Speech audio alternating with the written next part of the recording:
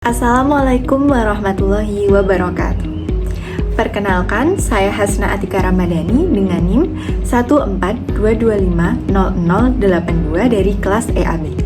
Pada kesempatan kali ini, saya akan mempresentasikan proposal bisnis kami dari gabungan kelompok 1 dan 5 kelas EAB dengan judul Risolicious.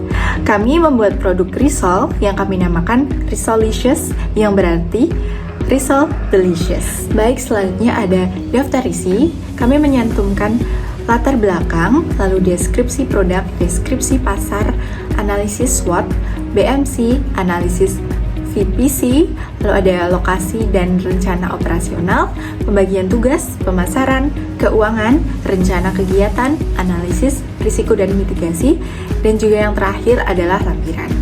Baik, kita akan mulai presentasinya. Latar belakang pemilihan bisnis. Di Indonesia saat ini, pada bidang kuliner sangat berkembang dengan pesat. Ditambah lagi dengan zaman digital yang memudahkan kita untuk pemasaran. Produk menjadi lebih menarik dan banyak orang melihat produk kita. Alasan kami memilih bisnis Risolicious dikarenakan memiliki peluang besar di mana sedang tren di kalangan anak muda. Lalu harga bahan bakunya juga terjangkau dan mudah didapatkan di mana saja. Lalu proses pembuatannya relatif sederhana dan tidak kompleks. Lalu dapat dikembangkan dengan berbagai varian rasa seperti yang kita akan kembangkan, ada gurih dan manis. Lalu berpotensi keuntungan yang cukup menjanjikan. Baik, masuk pada deskripsi produk.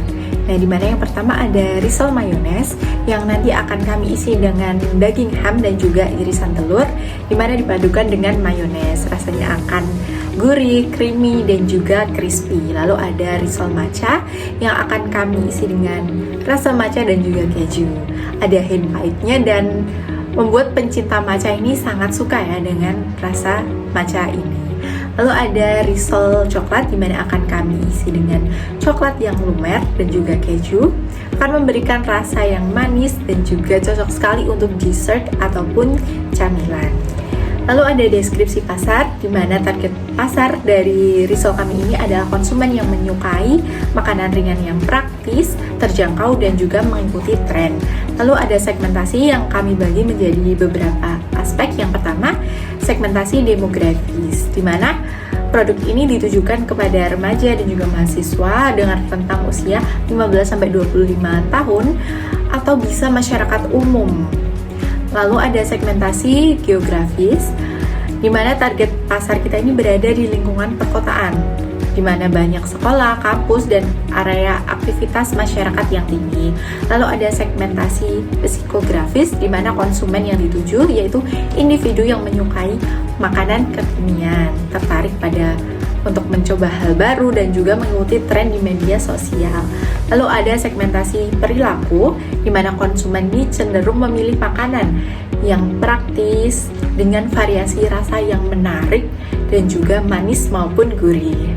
Nah, jadi risol yang kami sajikan tadi, mayones, matcha, dan juga coklat ini sangat cocok untuk kebutuhan konsumen. Masuk pada analisis SWOT, yang pertama ada strengths atau kekuatan, di mana usaha risol kami ini memiliki daya tarik dari segi variasi rasa yang unik, di mana risol mayones ini sudah sangat familiar di kalangan masyarakat, sementara rasa matcha dan coklat ini merupakan inovasi baru yang memberikan rasa gurih dan juga manis. Lalu di sini ada bahan baku yang relatif mudah didapat dan proses produksinya tidak terlalu kompleks, sehingga kami cocok untuk memulai usaha kecil ini dan juga untuk usaha skala menengah. Lalu ada weakness atau kelemahan, di mana produk risol ini cenderung tidak bertahan lama karena termasuk makanan yang basah, sehingga membutuhkan pengelolaan stok yang baik. Nah, lalu konsistensi rasa dan juga kualitas menjadi tantangan sendiri untuk kami, dan terutama jika produksinya sangat digemari ya dan meningkat. Lalu ada opportunities atau peluang, di mana tren makanan kekinian dan juga camilan yang unik itu terus berkembang, di mana anak muda ini sangat mengikuti tren. Nah, kita ini perlu memberikan sajian risol yang dapat instagramable dan juga menarik visual. Jadi banyak orang yang menyukai produk kami. kami juga melakukan penjualan secara online, pre-order, hingga nanti ada bisa dikembangkan dengan cafe atau reseller seperti itu. Lalu pada threats atau ancaman di mana persaingan pada dunia bisnis makanan ini sangat ketat, terlebih pada bisnis risol dan juga camilan sejenis. Lalu ada pada bahan baku di mana jika telur, tepung sebagainya meningkat, kami harus memberikan kualitas yang tetap premium. Lalu ada bagian pasar di mana banyak sekali inovasi-inovasi yang harus kita lakukan untuk tetap bertahan pada bisnis ini. Selanjutnya ada bisnis model canvas, di mana pada customer segment kami akan menargetkan pada mahasiswa-mahasiswi, lalu ada pembelian online dengan cara pre-order, lalu ada pengunjung expo, bisa dosen dan lain-lain, lalu ada pencinta jajanan kekinian. Pada value propositions ada varian unik, di mana risol kami ini berasa mayo, mayonnaise, matcha, coklat yang beda dari risol biasanya. Lalu ada rasanya yang premium, harganya tetap terjangkau dan juga cocok untuk snack, bekal maupun hampers. Lalu ada pada channels, di mana kita menjualnya melalui WhatsApp, promosi juga melalui Instagram atau TikTok, penjualan langsung atau bisa dengan pre-order, lalu pada expo kampus. Lalu selanjutnya pada customer relationship, yaitu di mana kita menggunakan sistem pre-order, lalu ada testimoni dan juga diskon untuk pelanggan pertama. Ada pada revenue streams, di mana penjualan risol ini satuan, lalu ada upselling atau tambah topping atau saus.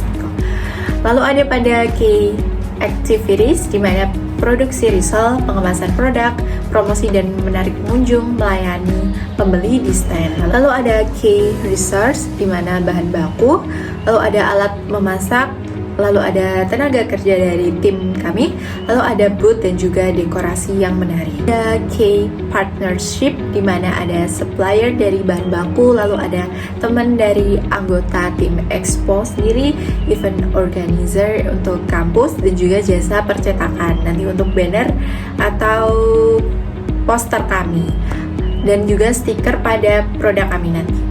Lalu ada cost structure, di mana bahan baku, peralatan dan gas, packaging, dan juga promosi. Lalu masuk pada analisis value proposition canvas atau VPC.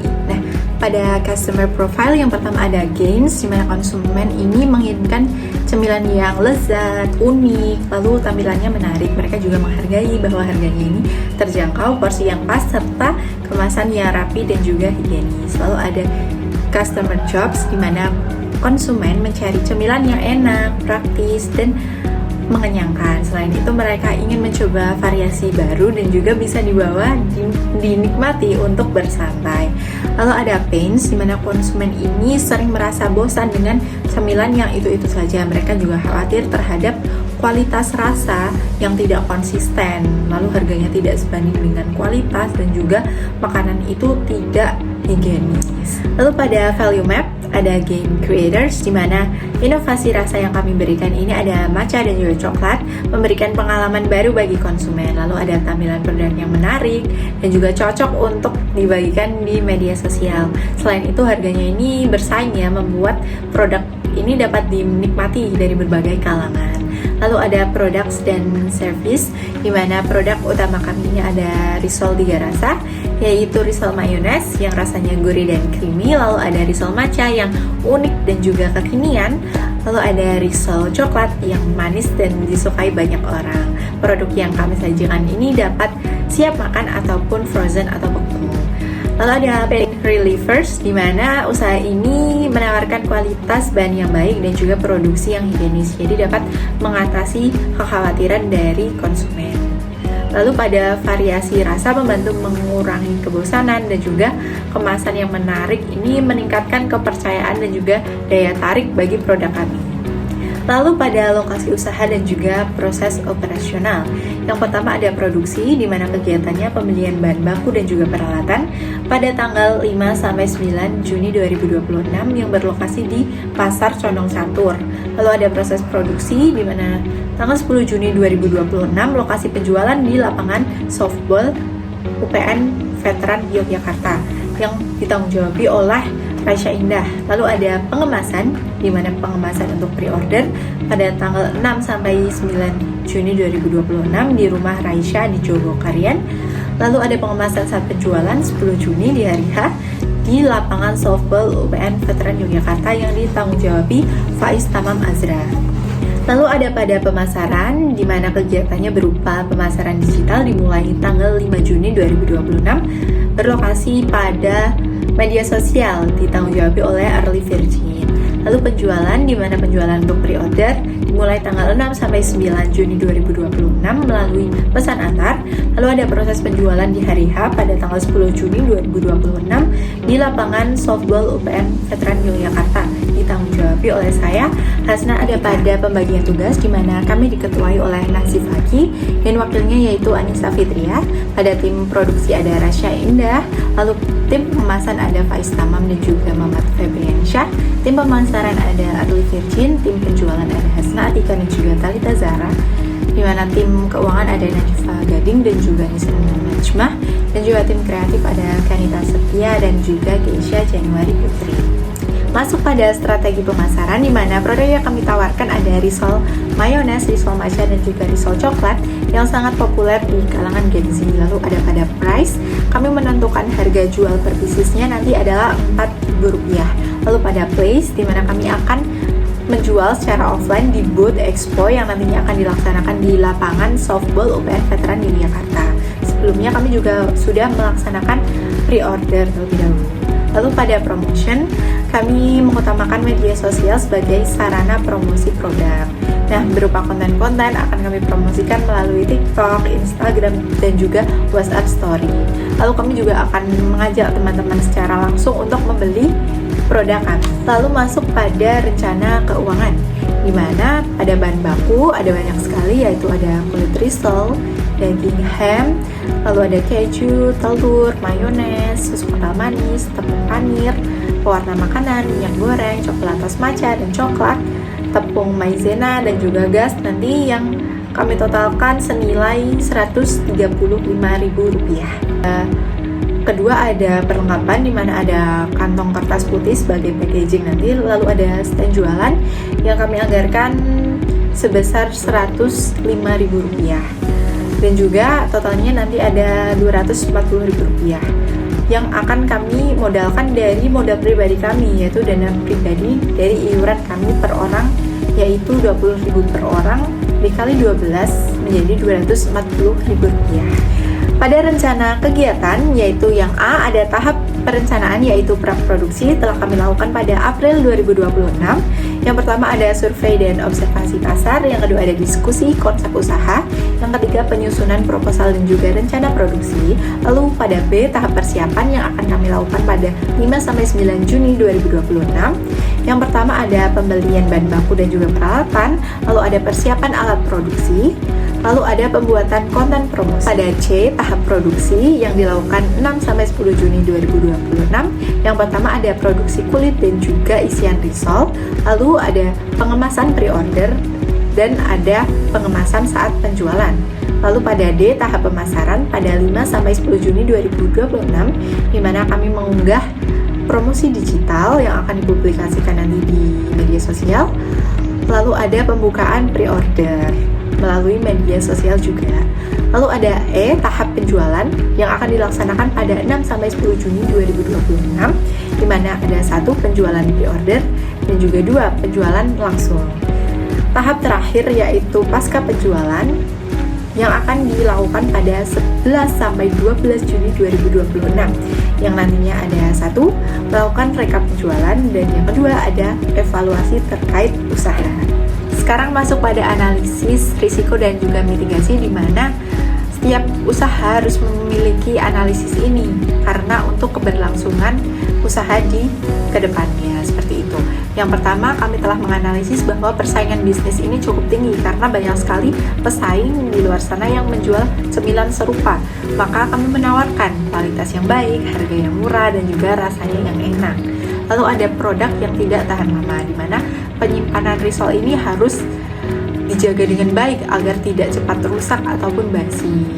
Nah, kami juga mengatasinya dengan membatasi stok dan juga produksi sesuai pre-order dan menggunakan chiller atau freezer nantinya. Selanjutnya ada tantangan pada harga bahan baku yang naik, dimana kami cukup tricky ya ini, karena kami tidak boleh menurunkan kualitas, tetapi kita harus pintar-pintar mencari supplier dengan harga yang pas, dan juga mungkin jika harus menaikkan harga, kami akan menaikkan secara bertahap dan juga tetap mempertahankan pelanggan kami. Selanjutnya pada review tidak bagus dari pelanggan, di mana kami akan selalu menerima masukan dan mengevaluasi setiap kinerja dari bisnis kami. Baik, selanjutnya ada lampiran. Selanjutnya ada poster yang akan kami gunakan untuk berpromosi nanti. Baik, cukup sekian presentasi yang dapat saya sampaikan. Mohon maaf apabila terdapat banyak kekurangan dan kesalahan. Izinkan saya untuk menutup presentasi kali ini dengan pantun. Jalan-jalan ke Magetan, jangan lupa mampir ke Tasik. Kewirausahaan asik. Wassalamualaikum warahmatullahi wabarakatuh.